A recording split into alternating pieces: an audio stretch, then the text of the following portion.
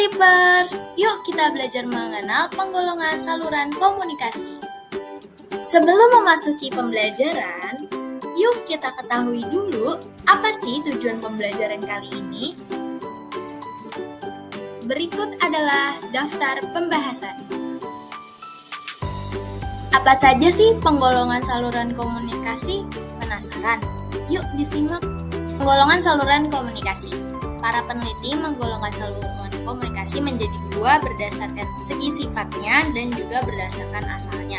Berdasarkan segi sifatnya, yaitu ada media massa dan antar pribadi, sedangkan berdasarkan asalnya ada lokalit dan kosmopolit. Oke, saluran komunikasi berdasarkan segi sifatnya. Ada saluran media massa dan juga saluran antar pribadi.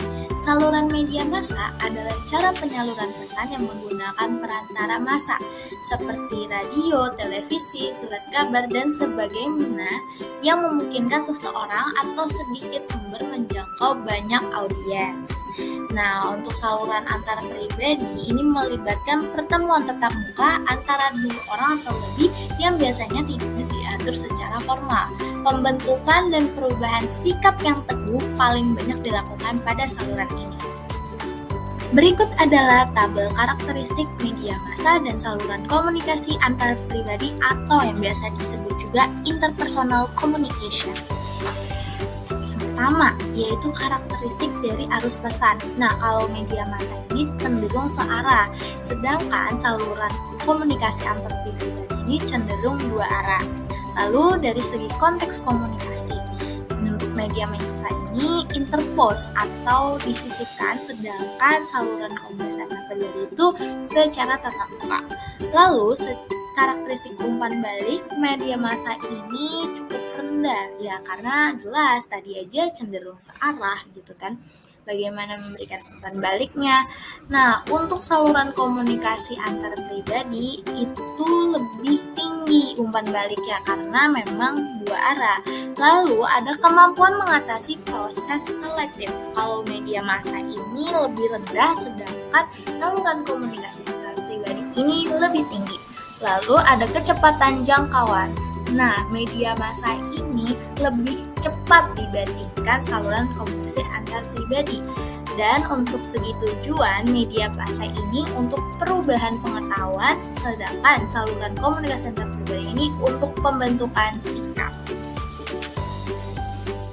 Selanjutnya ada saluran komunikasi berdasarkan asalnya. Nah, saluran itu ada selanjutnya yaitu saluran komunikasi berdasarkan tahapan proses keputusan inovasi. Wow, apa saja? Yuk kita simak.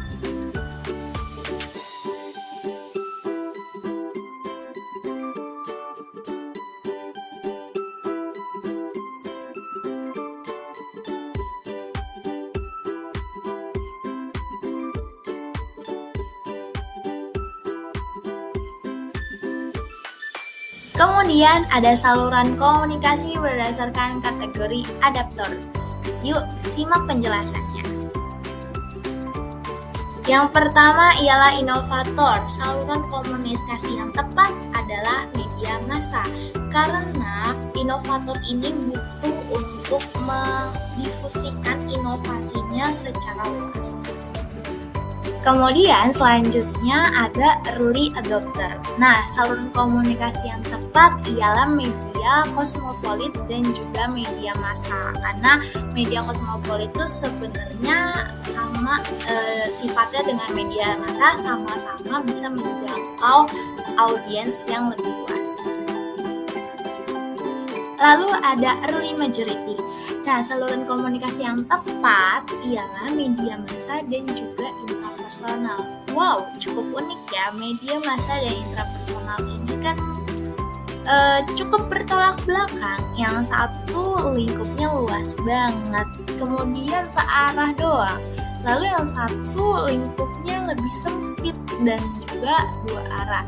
Berarti early majority ini punya saluran komunikasi yang cukup fleksibel gitu. Selanjutnya late majority. Saluran komunikasi yang tepat ialah interpersonal dan juga lokalit. Mengapa sih kedua itu? Karena memang light majority ini perlu pendekatan lebih gitu.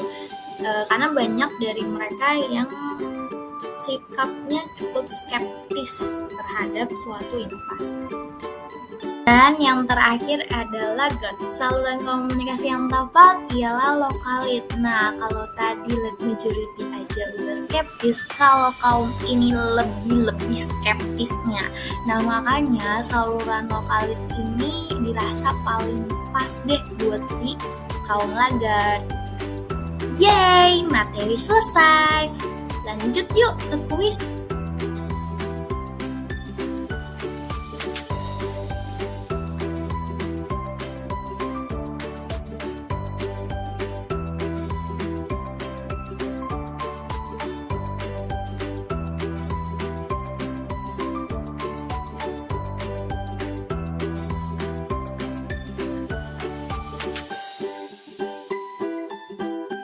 Berikut adalah referensi dari video pembelajaran ini. Sekian dari Priska Khairunisa, terima kasih dan semoga bermanfaat.